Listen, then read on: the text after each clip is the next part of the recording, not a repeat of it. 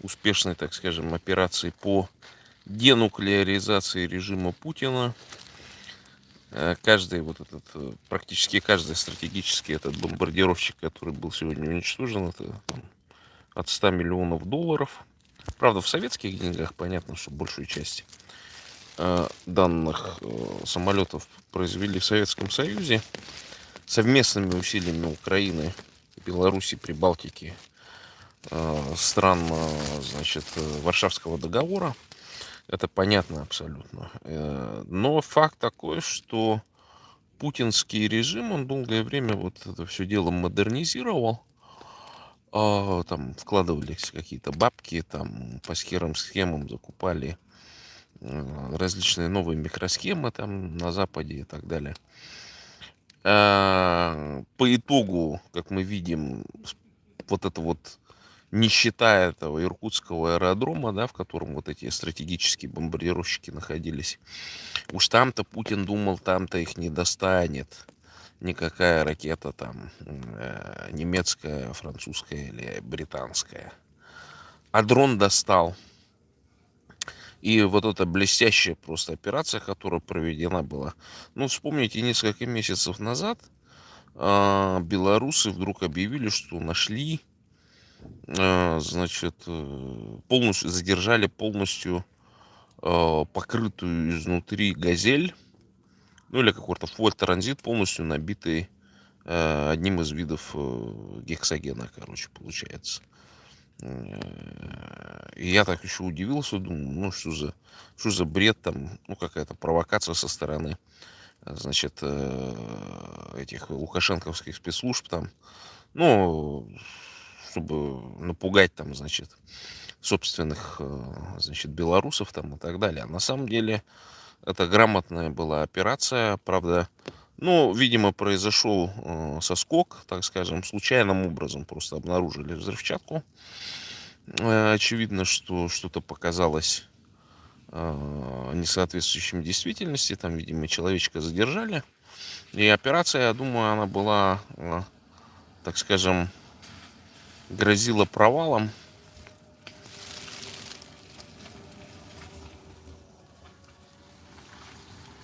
И, соответственно, по-видимому, ну, то есть завозилась частями. Я вот посмотрел там в посте, написано о том, что сначала разные ведомства, я так понимаю, украинские участвовали. Сначала были завезены, значит, закуплены дроны. Дроны, очевидно, китайские. Самые примитивные, самые простейшие, по-видимому. Я еще более чем уверен, что эти дроны были закуплены на деньги, украденные у всяких там Z-патриотов, всяких там вот этих московских миллионеров там и так далее, с помощью всяких днепровских, значит, днепропетровских, значит, колл-центров. Все это было ввезено под видом, значит, Z-патриотошной всякой шляпы, короче, то есть где-то сконцентрировано. Отдельно завезлась взрывчатка, безусловно, отдельно, по-видимому, завезли специальные модули, которые бы, ну, могли работать, значит, там, со спутниковым интернетом или же, значит, с местными сим-картами, короче. Ну, каким-то образом это все дело реализовали, собрали в одном месте. Я более чем уверен, что в этой операции участвовали белорусы. Более чем уверен, что в этой операции участвовали россияне, так скажем, неравнодушные. И, собственно, недавно, буквально вчера или позавчера, я читал такую статью, датчане выпустили, датские исследователи выпустили, значит, статью по поводу того, что где-то там в середине Урала там целый куст, значит, построенных новых каких-то, значит, баз российских, на котором находится, значит, вот пробурено, значит, огромное количество пусковых шахт баллистических ракет, короче. И вот, типа, это вот новая такая база, современная. В общем-то, там путинский режим последние лет 15, значит, систематически обновлял старые советские, значит, базы, строил новые. Ну вот на ангарчике, значит, самолетом стратегической так называемой авиации. Путину не хватило, видимо. То есть дворец построили, а на ангарчике не хватило. Ну и потом видели там кадры, например, когда там летит дрон, значит, и там показано, что крылья самолета покрыты покрышками, короче. Ну, покрышки там находятся. Я вообще не понимаю, от чего это, от града. Вот кто там в авиации служил, зачем на крыльях стратегических бомбардировщиков лежат старые использованные покрышки. Что там град бьет там и так далее. То есть вот стоит за 100 миллионов самолет, да, долларов, а ангарчика над ним самого дешевого бетонного нету, короче. Ну, глупости какие-то, да, мне кажется. То есть тотальнейшая безалаберность, но самое главное, что этот удар, это вглубь. Понимаете, в Иркутскую область, короче. Ракета не долетела, а дрон долетел. И в скором времени я уверен, что наши демократические буряты, типа там Доржо Дугарова, там и Дель Понтихи, там еще всяких разных, объявят, что это они тоже там ручку приложили, в ручку свою демократическую костлявую приложили к этому. И скоро там типа Сосновый Бор бомбить начнут из Монголии там. Как там, Доржик Дугаров в свое время, помню, говорил, что у него там друг генерал в Монголии. Может быть, там уже в Монголии там 1 000 000 000 дронов готовится для того, чтобы Бурятию освобождать. Понимаете, да, о чем я говорю? Поэтому украинцы в том числе открыли для национально-освободительных движений вот эту тонкость и нюанс о том, что можно даже не воевать, там, бегать там со стрелковым оружием, там что-то какие-то засады на ментов строить там и так далее, да? Дроны, сидишь в доме, дрончик с 5 килограммами пластида вжик в окошко какому-нибудь русскому генералу и кранты генералу вместе с его любовниками там и всем прочим, короче, да? То есть теперь Украина показала, что любой военный преступник, как бы он далеко и глубоко бы там не скрывался, вот этого педераста взорвали, короче, да, вместе с другим педерастом, короче. Вот как будто бы украинская разведка лучше занимается борьбой с ЛГБТ, значит, и с военными преступниками, нежели путинский режим, да. Ну, симптоматично, короче. То есть сейчас, наряду с тем, что, значит, вот этот путинский режим там идеологически, значит, орет о том, что, ну, там Сталина везде там ставят и так далее. А видите, боятся. При Сталине-то дроны-то не летали. Стратегические бомбардировщики при Сталине не бомбили. Понимаете, какой репутационный, идеологический, имиджевый ущерб для путинского режима. И каждый вот из этих военных преступников, да, он должен понимать, что рано или поздно до него доберутся и ликвидируют. Это 100%.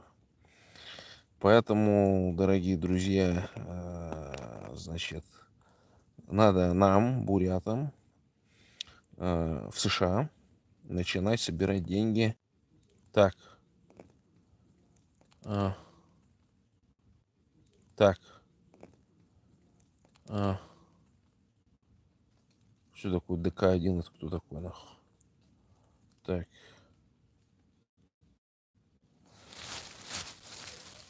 Ну вот мы хохотали там над Скрипиным различными другими персонажами, как дура. Что такое ДК-1? Какой-то дурачок.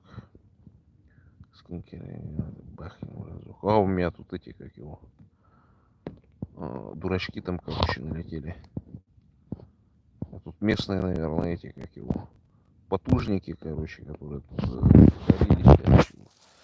В Польше, походу, это, как его, налетели, короче, на мой канал. Ну ладно, дорогие друзья, хотя бы донатьте, короче, там, как, я не помню, какая-то из этого, как же у него погоняла-то.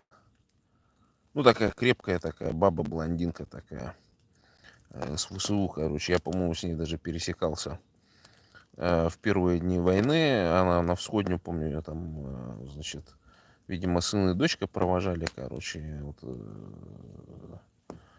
я его поблагодарил. Ну, типа, она говорит, да, я вот, типа, семью сберегла сюда. Привезла, короче, у меня муж войсковый, короче. Я сама, типа, военнообязанная, возвращаюсь, короче. То есть там, ну, допустим, 1000 сюда заезжала, а обратно, ну, единицы ехали, короче. Я помню, там одна тетка Она уехала, ну, то ли дипломатша, то ли чули, короче, типа, тоже она там, как попасть в Украину, как попасть в Украину. И тогда действительно мы не знали, то есть мы работали на то, чтобы людей отправлять там в западные страны, ну, через Польшу, значит, там, до Франции, до Нидерландов, там, в другие страны, короче. А как уехать в Украину, я, откровенно говоря, даже не знал. Ну и там потом вопрос разрешился, потому что поезда шли, и как-то они отправлялись потом, это я даже не знаю. Ну вот, и вот встречал таких людей, и вот эта вот женщина, она недавно здесь заявила, короче, будучи здесь, значит, тур у нее был по Европе там, еще с несколькими из ВСУ. Они заявили о том, что, ну, говорит, а что, ну да, ну так получилось, вы здесь сидите, короче, там, потужно сопротивляетесь и так далее. Но не забывайте донатить на дроны, короче. Ну, видите, дроны взлетели, дроны ударили по русскому престижу, короче. Сейчас там все имперцы дико засокращались, короче, еще эти мосты обрушились. Ну, это более чем уверен, что вот это обрушение мостов никакого там следа террористического, так скажем, нет. Это просто, ну, старое дерьмо, короче. Там видно, что в обоих случаях там перегруженные какие-то, значит, КАМАЗы там или что, просто разломали. Ну, потому что, да, инфраструктурно, все, что в Совке там в 70-е, там 80-е годы создавалось, да, в начале особенно 80-х, это все, ну, шляпа, короче, она уже сейчас рассыпается. И, конечно, тут можно включить русского либерала и сказать, ой, Путин там сколько тратит там миллиардов на войну в день, короче, а вот можно было там 1000 мостов сделать, там 1000 больниц построить и так далее. Не можно было, потому что даже вот по Бурятии посмотреть, да, все вроде бы есть, короче, для того, чтобы, ну, качественно все строить. Они могут, потому что, ну, не то чтобы технологии потеряны, короче, наоборот, несоблюдение технологий, желание украсть и возможность украсть финансовые средства, да, при строительстве. Ну, что там говорит, там, вот Тушин Доржиев, по-моему, да, вот, целую же школу у бурят украл. Правда, я так понял, ее там построили все равно, но тем не менее. То есть логика такая, что утеряна уже, в принципе, цивилизационная такая вот стезя по типу строительства, короче, каких-то инфраструктурных. Да, и поэтому там сверхзатраты, там, переоценены проекты. То есть китайцы строят за миллион, скажем, долларов, русские там за 15, короче, а то и за 20, да. То есть вот здесь тонкость и нюанс еще такой. Некоторые говорят, ой, мы, буряты, там не сможем самостоятельно жить. Я говорю, а как вы не сможете? Чем это мотивировано? Ну вот, типа, русские же там это, туда-сюда, там технологии. Я говорю, какие технологии? Вы посмотрите на них, это неучи.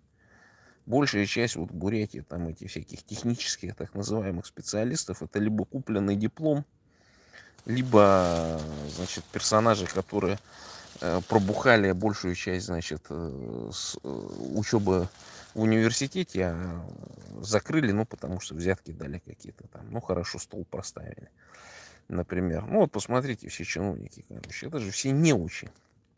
Там ни одного толкового специалиста нет ни в области строительства, ни горной добычи, там, ни все прочее. То есть в этом отношении я считаю, что если мы хотим именно из инфраструктурных соображений, да, для того, чтобы наша вся бурятская инфраструктура от Енисея до Амура обновилась, короче, нужно нам больше шацунка, так сказать, уважения проявлять к нашим братьям-китайцам, короче.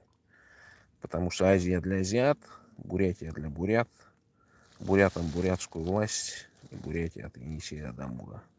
Сейчас в Аньки может наступить такой процесс, ну, как вот по типу закручивания гаек. Но дело в том, что гайка-то уже не свежая, и резьба уже многократно срывалась, короче.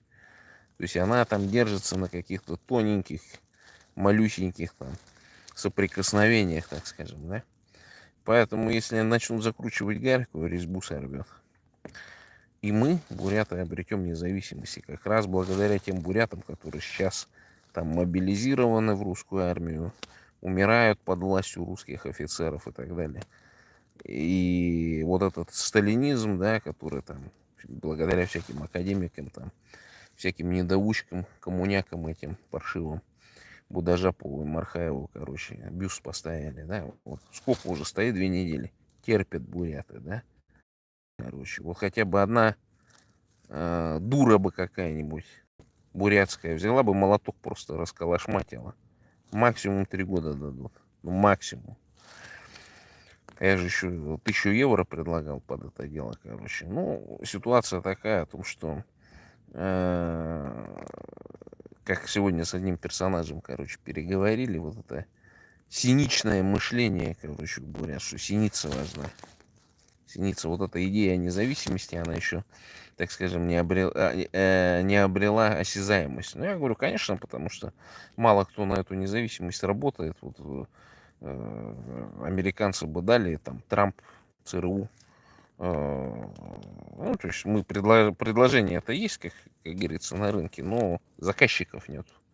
И вот если заказ будет, и вот почему-то он не поступает ни от Украины, ни от других, так скажем, заинтересованных государств, например, тоже та же Европа, например, она тоже бы могла предложить, ну, так скажем, определенные бюджеты для того, чтобы Бурятия была для бурят, чтобы в Бурятии бурятам принадлежала власть, и чтобы Бурятия всей полнотой ресурсов, материальных ценностей от Енисея до Амура работала на Бурятию. 10 миллионов, даешь миллион бурят, даешь 10 миллионов бурят, через 15 лет 50 миллионов бурят. То есть вот такими принципами. Но пока вот видите, пока, значит, наши обуряченные, тунгусы, маньчжуры, там прочие малые там народности, которых в свое время бурятили, бушлатятся там, значит, в Украине. Часть, конечно, профессиональных бурят военных тоже забуслатилась, к сожалению.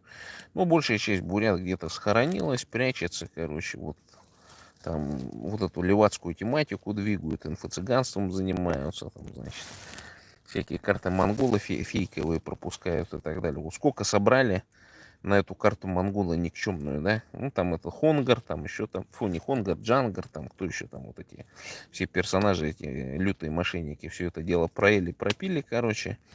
Там вообще конь не валялся. Ну, мне люди докладывают, что монгольская до сих пор там ни одна из партий не получила внятного законопроекта, короче. И там внутри Монголии монголы тоже не знают про это инфо-цыганство, короче. Вот сейчас несчастную Туву решили там окучивать, короче, последние бабки у этих несчастных тувинцев заберут. И вот эти инфо-цыгане, короче, они работают против повестки. Вот все абсолютно. То есть хоть бы один из них на дрон для ВСУ собирал бы деньги, короче. Ну, я так вам признаюсь, я там небольшие, в силу своих небольших возможностей, деньги в ВСУ перечислял. Ну, чтобы не было проблем, так скажем, у кого-нибудь, так скажем. Я об этом я публично не вещал никогда, в общем-то. Ну, если надо, доказательства могу там в интернете выложить потом. Ну ладно, не про это дело. Но ситуация такая, что почему нужны фонды, в том числе наши собственные правозащитные? Для того, чтобы, особенно в США, для того, чтобы как раз продвигать вот эту повестку. Все никак не могут собраться, все что-то мешает, короче. Все там какие-то буритошки, там это не такие, короче, люди не такие. Ну, надо двигаться, толкаться, короче. То есть, понятно, что там может быть 20-30 фондов, короче. Ну, вот Саша Гармажапова, например. Ну, она же вовремя сориентировалась, что можно с американцев тоже по инфо-цыганить, там, купоны состричь, короче. Взяли правильную повестку, короче, которая вот, ну, тогда байденовской администрации, допустим, нравилась, короче. Ну, собрали денежек, короче, а что даже пустили там 60-70 тысяч, короче, долларов, ну, как с куста, да. Ну, там, на перелеты, на жизнь хорошую, там, на давание интервью, кстати, там интересно, я читал отчет у них, что как будто бы они платили деньги для того, чтобы у них брали интервью. Может быть, я неправильно английский перевел, но как-то там странно. То есть, по-видимому, Может быть, это была реклама тех интервью, которые они дали. То есть, ну, платят бабки, короче, там этот ролик вирусится, например. Может быть, это такая тема. Ну, в общем-то, за 23-й год они, я так понял, отчитались, а за 24-й, за 25-й, ну, за 24-й там отчетов нету никаких. Ну, это такая же вот инфо-цыганская контора, как ФБК, короче, которая тоже сейчас у них там у всех попки подпалила, короче. Илюшка Яшин там сегодня написал такой же побольно имперский, это что вот, ой, как это вот так, ну, прям вот по достоинству так, за сутки до там каких-то стамбульских соглашений Украина вдруг там больше половину, значит, это скрипоносной дальнобойной авиации уничтожила, короче. Прям такая обида, короче, у Ильюши Яшина, что прям в сердцевину русского, хорошего русского этого самосознание это вот так сильно ударило, они же там заволновались, сердце, значит, забилось. Ну, а сам факт такой, что, видите, мягенькое. Это как вот говорили, Гитлер как говорил. Колосс на глиняных ногах. А тут еще и прогнило все. Мало того, что это ноги не глиняные у этого колосса, а вообще уже и говняные, и лаптевые, короче, да. Так еще и все прогнило, все гнилое. И все это сейчас посыпется, короче, и нам надо брать власть в свои руки, короче, буритосы там на местах. Я знаю, что меня менты смотрят всякие. Власть, нужно объединяться, короче, там, по, по фамильному принципу, короче, по родственному. Организовывать отряды самозащиты бурятские, короче, потому что русня нас будет в первую очередь грабить. Потом насиловать, потом убивать, короче. Да, так случится.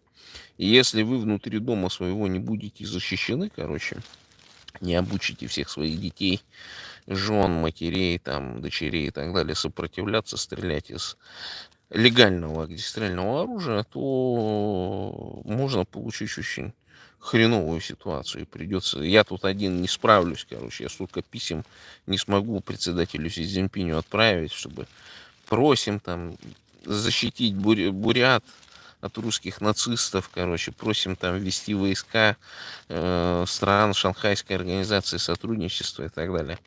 Более чем уверен, что сейчас вполне возможно даже и рокировка у них там случится в русском мире.